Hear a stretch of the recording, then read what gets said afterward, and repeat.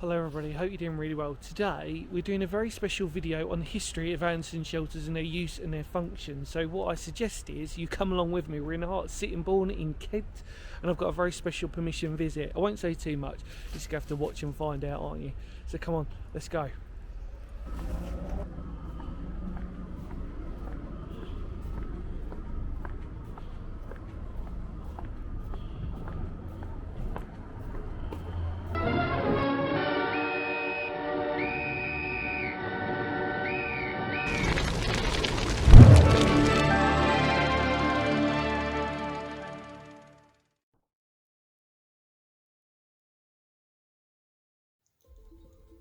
During World War II, there were many different types of air raid shelter, but probably the most well known and most common has to be the Anderson shelter. Designed in 1938 by William Patterson and Oscar Carl Kerrison in response to a request form from the Home Office, it was named after Sir John Anderson, then Lord Privy Seal, with special responsibility for preparing air raid precautions immediately prior to the outbreak of World War II, and it was he who then initiated the development of the shelter. Shelter would be evaluated by David Anderson, Bertram Lawrence Hurst and Sir Henry Jupp of the Institution of Civil Engineers, and it was given the full go-ahead. Anderson shelters were issued free to all householders who earned less than £5 a week. Those of a higher income were charged £7 for their shelter. 1.5 million shelters of this type were distributed between February 1939 and the outbreak of war. During the war, a further 2.1 million were erected. Large numbers were manufactured at John Summers and Sons Ironworks at Shotton on Deeside, with production peaking at 50,000 units per week. Made from corrugated galvanised steel panels, it would be 6 panels curved, bolted together with 3 straight sheets on either side, and 2 more straight panels were fixed to each end, one containing the door.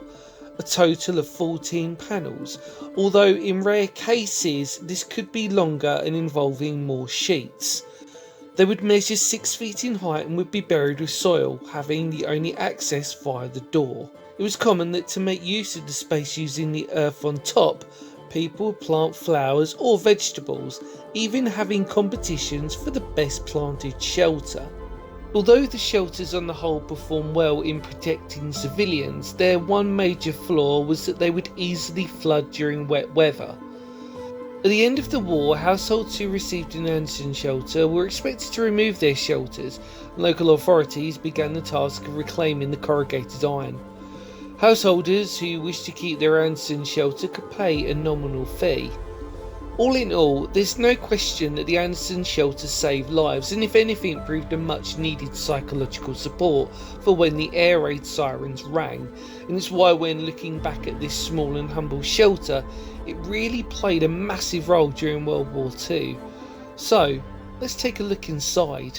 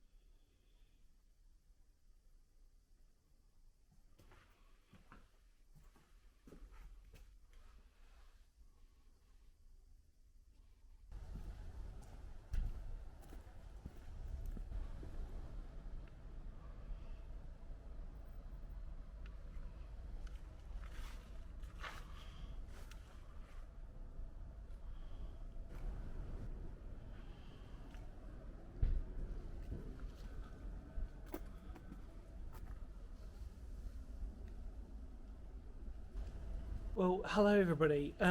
Welcome back. Hopefully you really enjoyed that little history lesson on Anderson shelters, and what a special privilege I've got today, obviously being in Sittingbourne at the Old Forge Museum.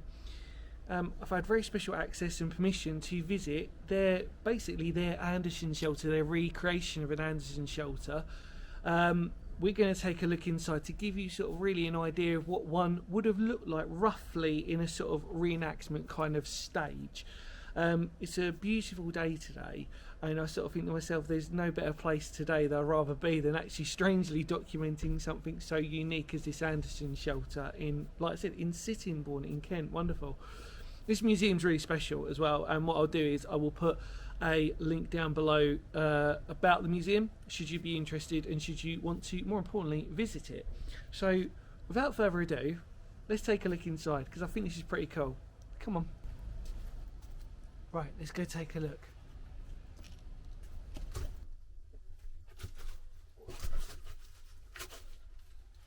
Oh, bit of a tight squeeze.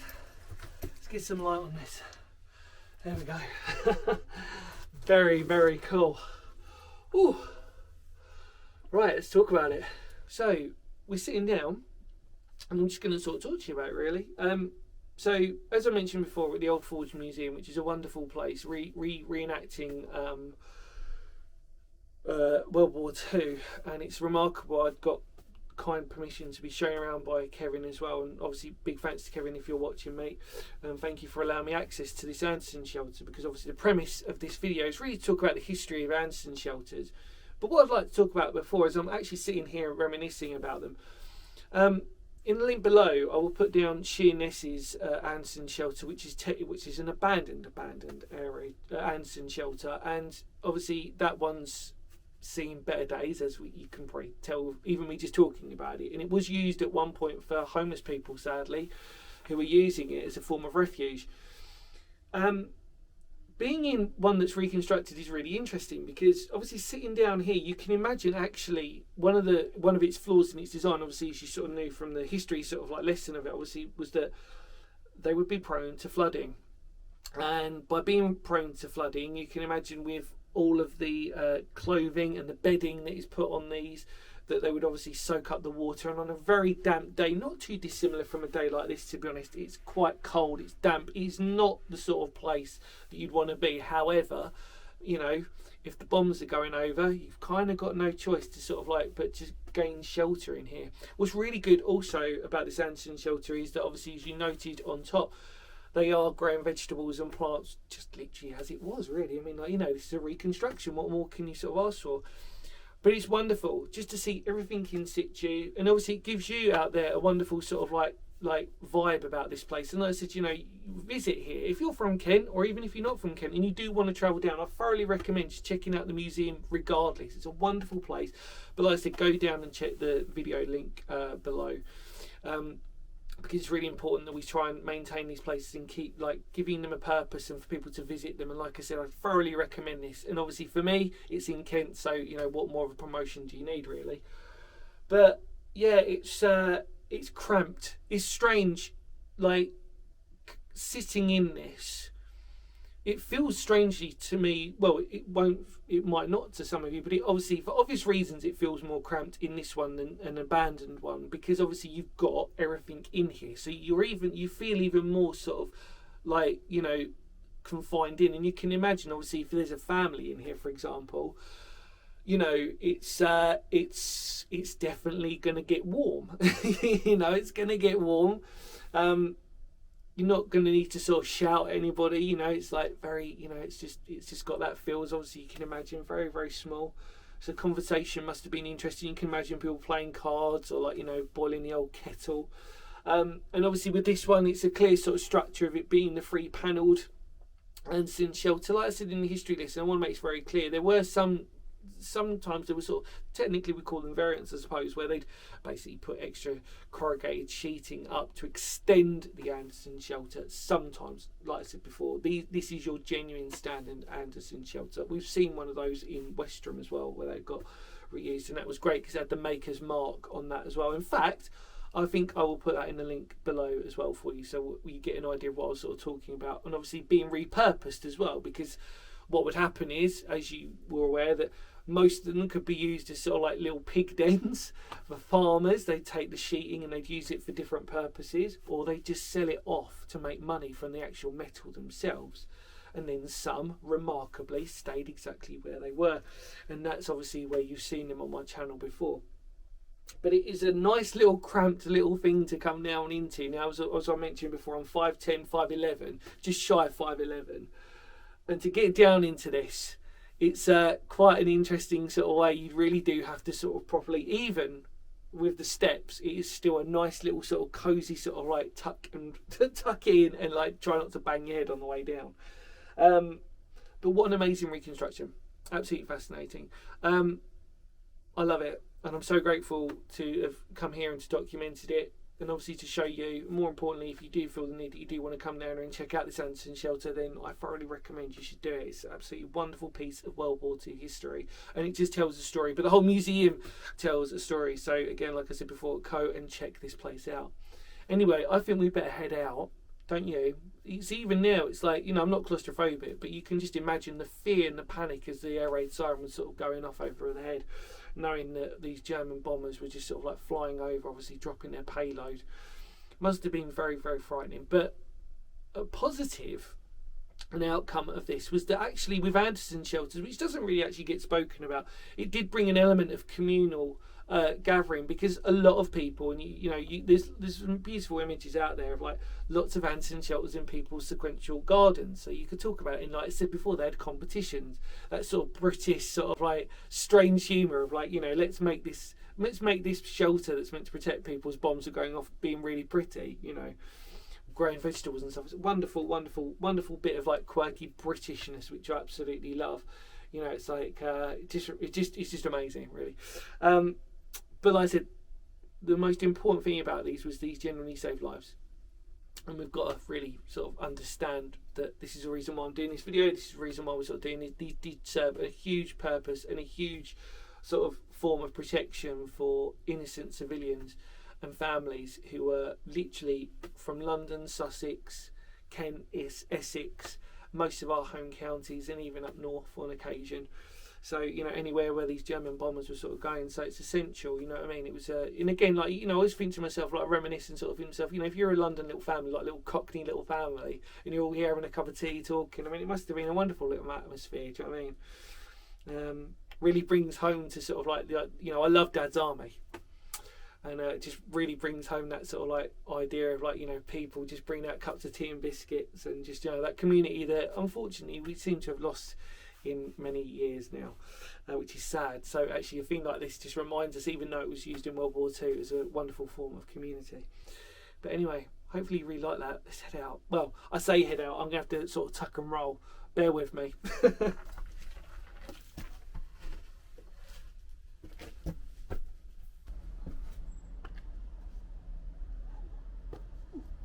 Well, we've made it out. Just wanted to sort of show you briefly just what this looks like from the top. Obviously, as you can tell, at some point you can grow vegetables and flowers and plants or whatever you really wanted to on this little vegetable patch, and it wasn't sort of uncommon, as you sort of saw from your history lesson, the fact that this was. And obviously then they sort of make competitions out of it and little prizes, which I absolutely love.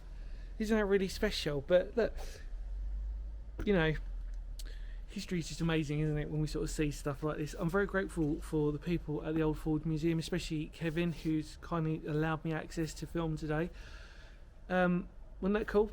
Come down, visit it. You got to have a little bit of a recreation for yourself, sort of thing. There's plenty of stuff inside that you can sort of have a look at. Beautiful rooms, and it's just so cool in there, I can't tell you. And it's so unexpected the moment you sort of walk in, and all of a sudden you're sort of transported back into sort of like World War II. It's remarkable. Well, there you go. Any more words of Phoenix history, because history matters, and it just does, doesn't it, on a place like this? It's just great because it reminds us of, like, a time gone by that, is just sort of so important on our historical timeline, you know what I mean, that these places saved lives. It was a time when really the threat of invasion had never been closer to our shores. Being bombarded with bombs, so many casualties and deaths, it's frightening, really. And obviously for us, especially in mine, to have my grandparents and my great-grandparents fight in the war, it's it brings that sort of touch to reality, doesn't it? Well, look, because history matters, come on, because history matters. Any more words of Phoenix history, I will see y'all very soon. Feel free to spread the word of the channel. Much love to all of you out there. Take care, everybody, and I will see y'all very soon. You ready? Go, pal.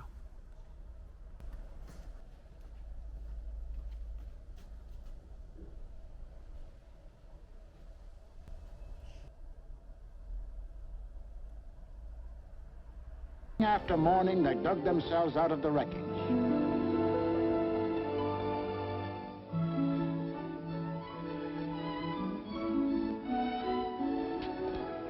morning, Mrs. Ford. Good morning, Miss Ryan. See you tonight. Right here. Come on, Bessie.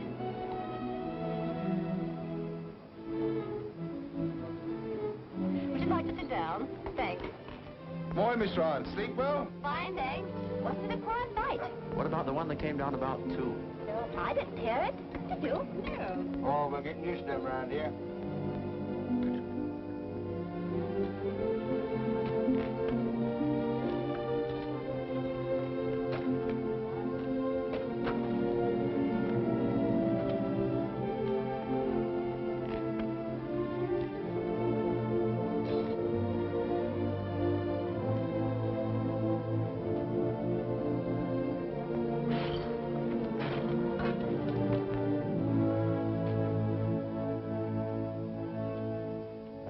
Better go away from this for a bit. Of course not. It'd take more than this to get me out of my home. Now go on, you've got to get to work. Okay.